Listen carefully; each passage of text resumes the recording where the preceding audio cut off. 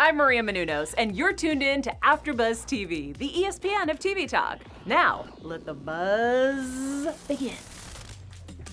Guys, we are back with another after show for Love and Hip Hop Miami. This is season 3, episode 7, entitled One Call Away. I'm your host, Tyra Prude. To the left of me, I have Alfie, our comedic slash humanitarian slash educator, all that mixed in one. And then we got the diva herself, Miss Jeroslyn, next to him. Y'all know she's gonna tell it how it is all the time. I got my notes. She has her notes. She is prepared. Period poo. So today it was a really emotional episode. We're gonna have to break it all down. We're gonna talk about Trick Daddy's intervention. We gotta talk about this tour with Hood Bratt and the crew that came up with the title. I don't know if I like the name, but you know, it's cool. Hood Bratt also got a little emotional this episode. We got to see a little bit of behind the scenes of her and her family. We saw Amara, her preparation for her show, and her meeting with her dad, and it was just a lot. So let's get into some overall thoughts. What were your thoughts and views on this episode? I thought it was a great episode for everyone who needs to feel a connection to family and those kind of topics to be pondered on. Significance in people's lives. I thought Amara and her father were a very important moment. I believe her relationship with MJ has showed its importance in how you look at your dynamic of your life. And JoJo was weird to me. That was a weird little moment, so that stuck out. She's still petty. Yeah, it's Watch a lot a of kick to dive on. Right, we're gonna talk about that little comment she made. Because you know how I feel about JoJo. Listen, You know how I feel about JoJo. Lord. I felt it's funny because we're so used to all the drama and ratchetry that comes with Love and Hip Hop, so it's like we're expecting that week after week. So then when it doesn't come and we actually get a episode of substance, we're all like, who's gonna fight? Nobody's fighting, but we really, really need it. I mean, I know for myself, I connected with each story from, Amara, not necessarily feeling like my dad wasn't there, but just that loss of a connection with your father, and you just saw all the pain, and that was genuine. This is why Miami's my favorite Love and Hip Hop, because these storylines are not fabricated at all. You can't fake those tears. Sukianna with her motherhood, and for people who have been following her years before, you see her wilding out all the time. So to just see her love and admiration for her kids, and it's just like, wow, there's other levels of her that we really just don't know. Yeah. So it was good to see that. Hood Bratt, that touched me on a deep level, because I too lost someone to suicide last year that was stemmed through drug use, and to just see her and her sister really having to come together to pick up the pieces for their sister and her children that she left behind. It really is a whole family coming together after the loss of someone, especially along those lines. And we all either have someone in our family or know somebody who is battling drug abuse or drug addiction issues that can also be stemmed from mental health issues. And these are things, especially in the Black community, that we cannot continue to look past, sweep under the rug. I really would have liked to see someone go get some therapy. Yes. Because that's something we don't normalize in our communities. And Trick, with we saw a bit of in denial, talking about drug use. And there's so many levels. So as much as we love the ratchetry, I hope that we picked up the gems that were dropped, because so many valuable gems were dropped in this episode. So many. I loved how this episode just humanized everyone. It just showed that we are all normal. We all have issues. We all can relate, and we can overcome them. We gotta just put the ratchetness aside sometimes. For a second. And just, For a second. For a second. We can pick it back up. Yeah, but, we gotta deal with ourselves eternally. Yeah, so, right. Let's just go ahead and just dive into Trick Daddy and the intervention thing. So, first of all, Trick was like, don't ask me nothing about the arrest. The feds are watching. They are listening. I'm not giving anything. They're gonna know what's going on just based off of what I see on this show, all of that. And I was just really, I don't want to say I was surprised, but I feel like this is why Trick cannot separate from Joy the way he needs to, because she plays this game. I mean, I understand that they were in a relationship and all of that, but it's just like, okay, are you going to be a wife? Are you going to be a friend? I don't know. So we saw him and her and Trina just trying to bring him back together. What were your views on that and how they tried to handle the situation and how Trick kind of just tried to separate itself from the situation. I mean, they were the two best ones on the show to come to him because those are the two that care about him the most. It's just, I definitely want to see more of a dynamic between Trick and Joy. Mm-hmm. I'm sorry, I'm like, too many. It's a lot, girl. Yeah, because there's still love there. Mm-hmm. And it must have been pride and ego that caused them to separate. But at a time like this, you know this man's battling something. She knew him like a book. She was saying, his behaviors. Yeah. Mm-hmm.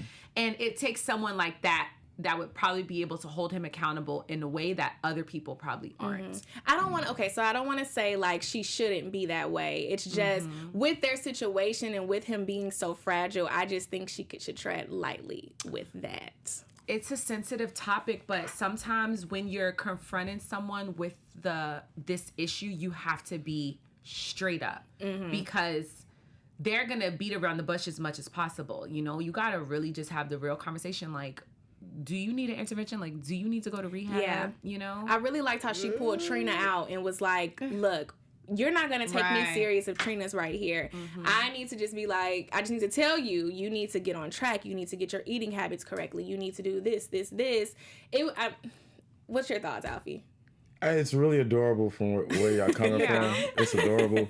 But in the sense of being a real life, nothing is perfect kind of look on this, Trick is an old dog that's not gonna learn a new trick. He has a certain way about himself. It's like it's habits that aren't gonna break that he can't express to them that they know it and they're trying to push him, and it's one of those things where it's like you got your father and he's been smoking cigarettes forever, and he you trying to get him to do better with his life, but he's just been doing this forever, and he knows it's doing bad, which is the whole him self-medicating part that comes into play that is its own thing. But for me, I felt like it should have been a great opportunity for Trick to explain himself in the sense of, I'm on the show, and so many people have been talking bad about him or making fun of him, and I think he's in a very humble situation where he feels bad. He's embarrassed. So when a man of a lot of pride, and especially a brother in a hood type situation, they're gonna stick to, let me focus on this work, let me get to work, because that's why you found him, just let me get to this bag or get to something that's working for me. I felt like although they were the people who cared about him the most, they weren't necessarily the people that should have talked to him. He should have been talking to like a chaotic or even Gunplay. Briscoe or Gunplay. Because when you get caught with your pants down or you embarrassed like that, it's hard for you to, go even further when you have someone who you lost a relationship with or your best friend that are females that you want to have a certain kind of persona in front of. It's hard for them to really get into your head, breaking barriers, compared to your homeboy. Yeah. I've been bad. I've gone through stuff. You've gone through stuff. Let me try to really talk to you, OG or homeboy, to get him to, because that's how you really talk to like a guy who's, again, an old dog who ain't gonna learn no tricks. You just kind of gotta accept them for who they are, but also encourage them to do better, and understand that he's not gonna say it, but he's hurting. Yeah. I mean, physically there's physically there's a change. Mm-hmm. Yeah. You could go back and watch the year 2000 videos of Trick Daddy and look at him now, and it's like, whoa. Yeah. And I know he sees that too. He looks in the mirror every day.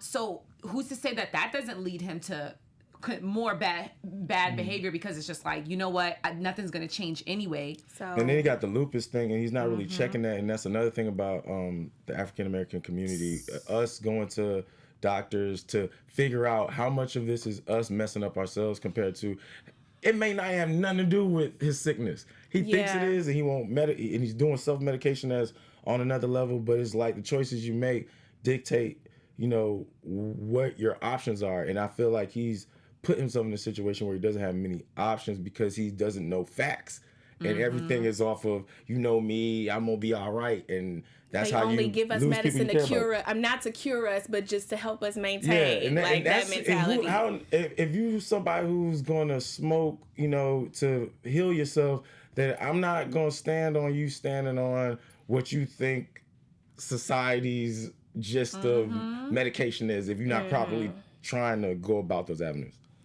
Yeah. Yeah, I did that. Yeah, you did. Thank you for the male perspective. That was a good. That was. It was a really good perspective. Yeah, because I mean, it's like true. my mama would think just like y'all, and then my dad would think like me, and then No, you know but you're what I'm actually right because he's right. I think guys are gonna have their guard down more around another guy versus a woman, especially your ex-wife, where you have to prove that you're strong and you are at one point still probably is the head of the household, things like that. So I get it. It's pressure. You don't gotta be eat weak. better, especially like you're from there.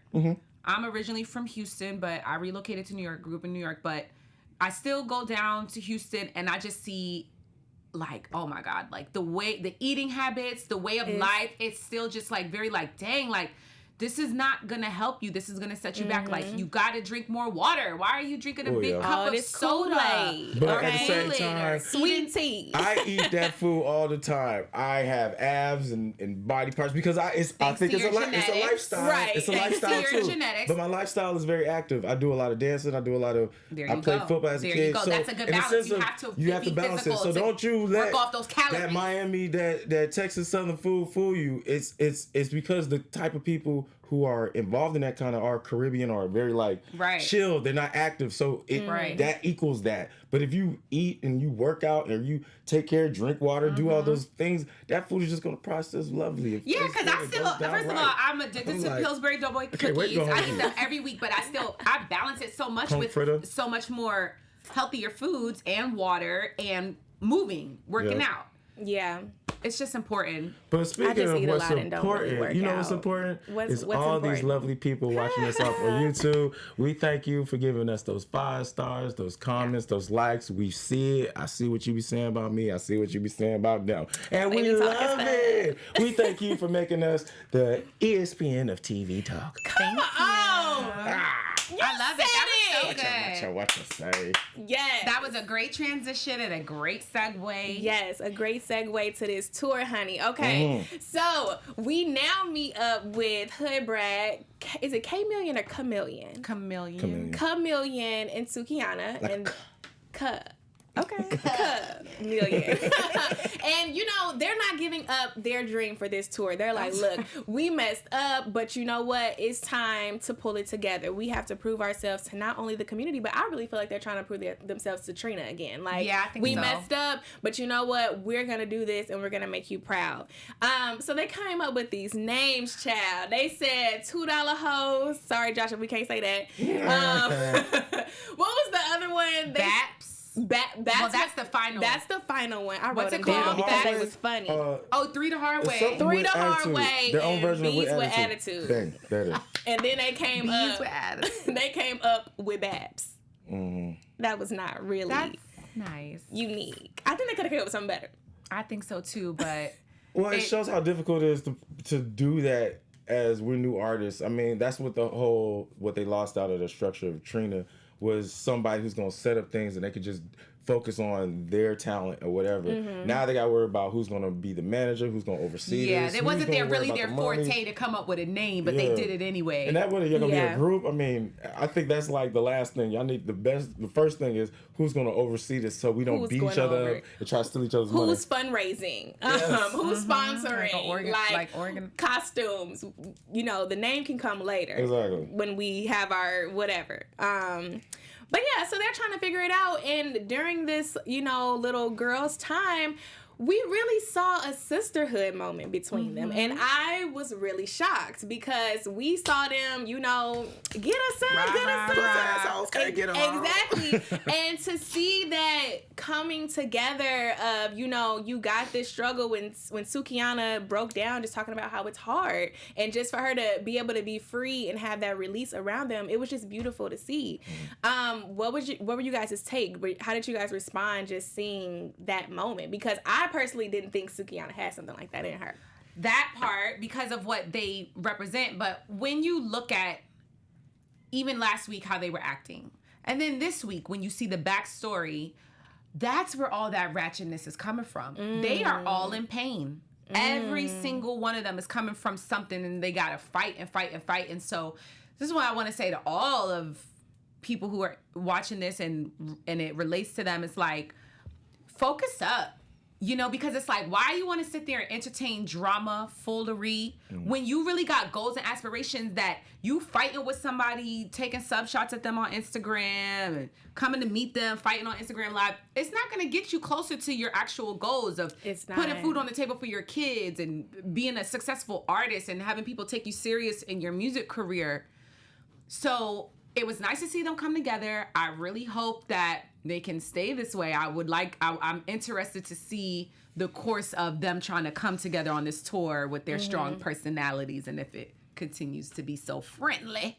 But it was nice to see that. And they need to put my girl, Saucy Santana, on the tour. They need to. Okay. Because it was her idea anyway. Let's be clear.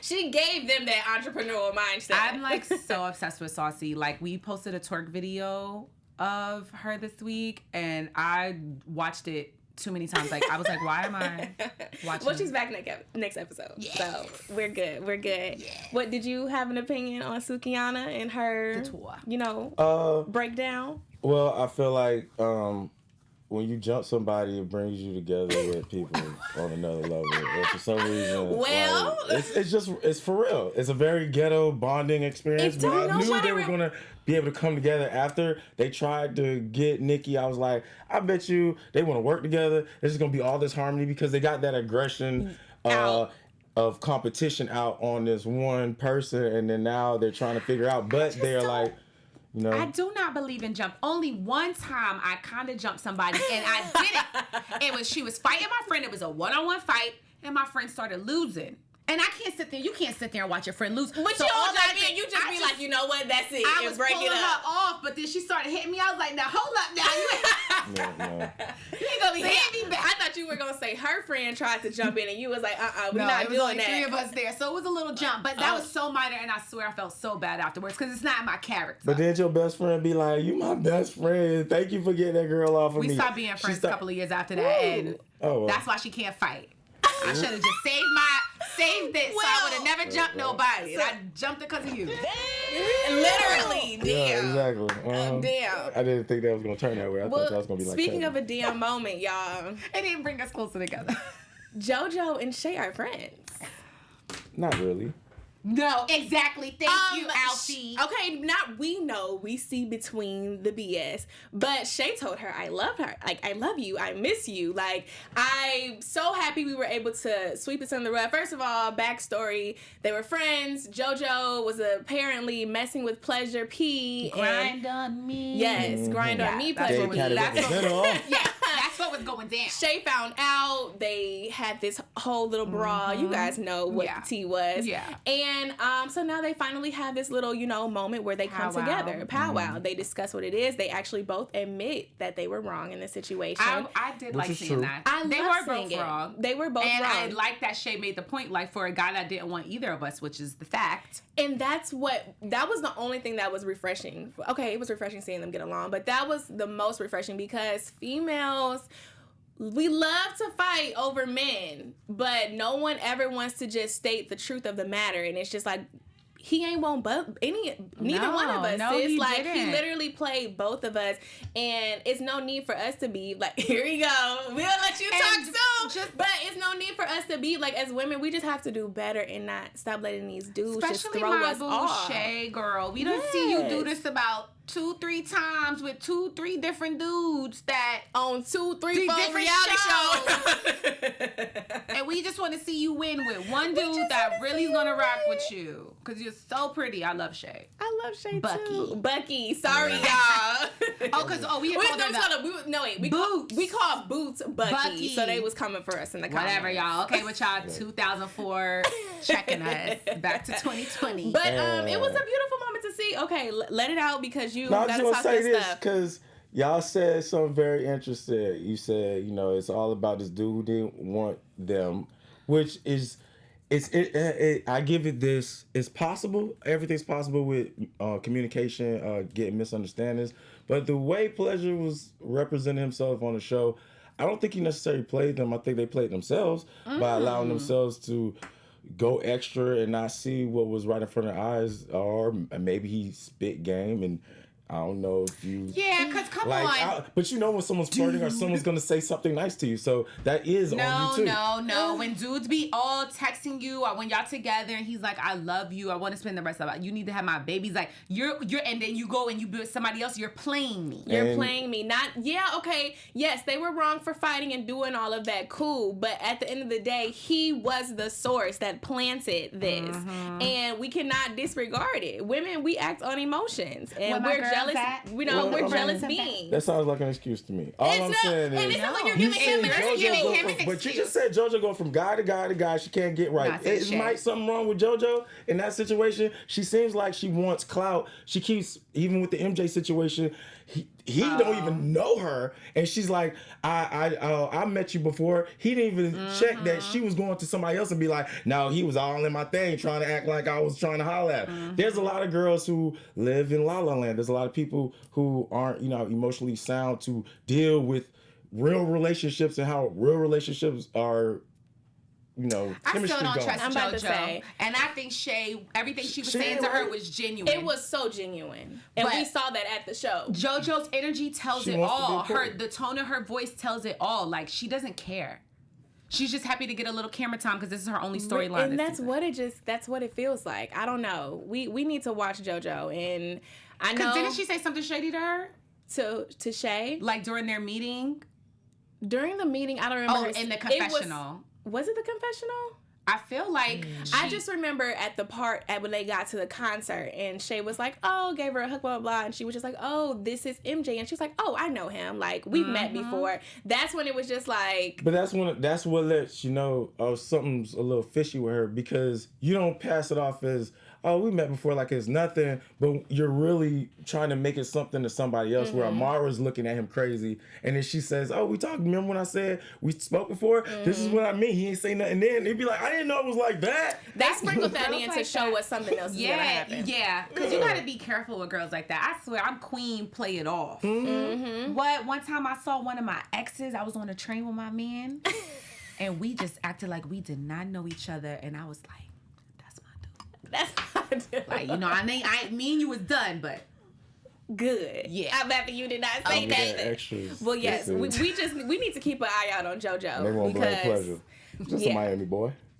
So let's just talk about, Amara. So she has this show. She's finally performing. She's booked a performance without Julian as her manager for the Boost Mobile event. And she's stressed out, trying to figure this out, trying to figure out, how it's all going to fall into place. What did she say? The step and repeat, all of this stuff she's apparently in charge of. And then on top of that, her dad pops up and she is torn in between that, inviting her dad back, into her life, to her concert. And Mama is fed up. Mama is just like, no, ma'am.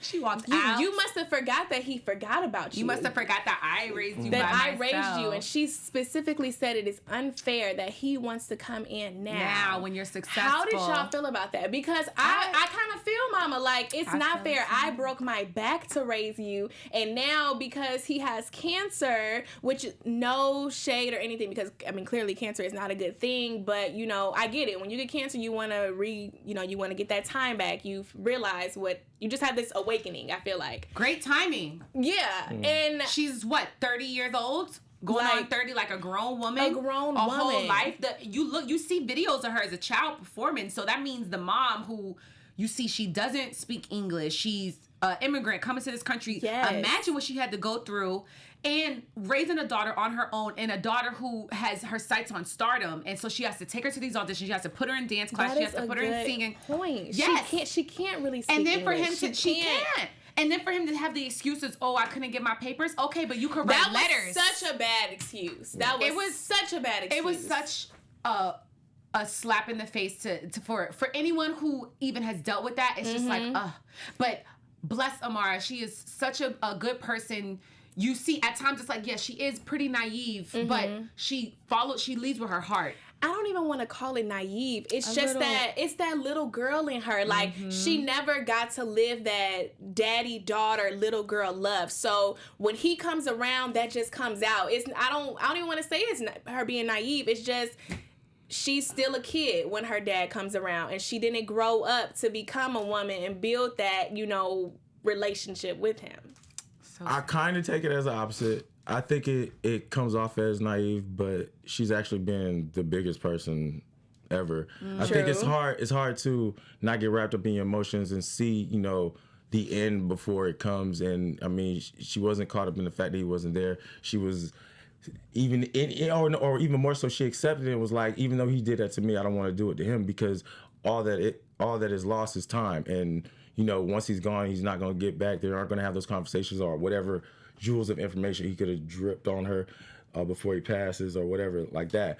In the sense of the mother, it's a little wavery for me because, older people, deep relationships, especially when they're coming from, overseas type traveling thing going on and green cards and all that element, and jadedness of, what she's probably gone through and how much that affects how she's blocked off the father. Maybe I got to see more facts before I just put those hues, those colors on that just like that, because the mom is real mad. And until you've seen a woman scorned and the woman and what they'll do to hurt you or heart, fellas, it could go times 10, and that thing could be generational scars, and it could be something. So you want to see, you want to hear the daddy's point of view. Well, I just want them both to come together. There could be more to the story. I want to see the because parents. He's so stoic and so calm. He looked like he was a Billy D type bilingual guy. So I'm pretty sure the mom at one point loved him and was wrapped around him and all that. And that he probably didn't want to be together. And that happens too. Happens a lot. And they push the child away, and the child goes the whole life thinking it's the dad. Exactly. When it's really the mom that's bitter. Was upset that she couldn't have that relationship. So it's like, oh no, and you ain't gonna have my child around other women. Loving you now. She ain't gonna love you now because I stopped you from being around her, and now you want to be around, and now she go like, I don't want to put that on her either. I don't want to put it on her, but I don't get that sense from her. Her mom seems so like she gets mad, but she seems you just see that pride. No, you saw it in this episode. I was like, oh no, she's prideful. Prideful. I mean, but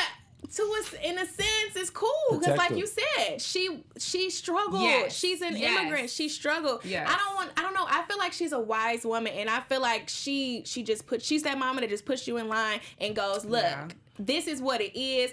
Get your head out the stars and let me bring you back down. So I don't know. I see both sides. That's the one thing I will give her, that she was like, I'm gonna tell you how I feel, but you can make your own decision. So in a sense of, again, that's why more information needs to be had. I feel like there's layers to there that makes it to where Amara is justified for wanting him in her life. And I mean, even if it's just the extremity of him possibly dying soon, I think it's important to connect to the history, because we've had ours taken away from us so many ways, that sacrifice for the betterment of your whole life is what Amara represents. And that's why that was such a dope moment, because she was crying, she was broken, she did have so much going on, but what's more important than all that, her doing her own thing, the Boost Mobile and all that, which was a commercial and all that kind of stuff, was the fact that she still has values that are, for a lot of people, they're not attached to. They don't even know how to fight for those kind of values. So, within the means of her dynamic with MJ, I hope it goes right, because the only thing that's making it a risky situation is that she has values that go against someone who just wants to make it and be the biggest thing ever. But it is, like you said, it's good for her to at least get that closure. She's only gonna get it from him. So they're gonna have to talk and hash it out. So she just needed that release. Ooh, this was a deep episode. It was deep. It was very deep. Line, I don't want you to talk to him in life. I was like, wow, in life, that means you only gonna talk to him when he's dead. That was strong statement. That was strong. Exactly. I feel like this episode was so deep. Like, we couldn't even we just because we over here having interventions. Yes, it got me over here thinking like, damn. But you know what I was really thinking the whole episode, and I want to hit on it before we get into our special segment. I was so here for the support of MJ. Like, MJ can be a little bit overbearing. He can be this, but he shows up for his woman. He does. And I was just like, oh my God, look at the jacket. He got a name on the back. I like MJ. I don't care. I like him for her, and I know the shade's about to come for next week's episode. Who is about to come?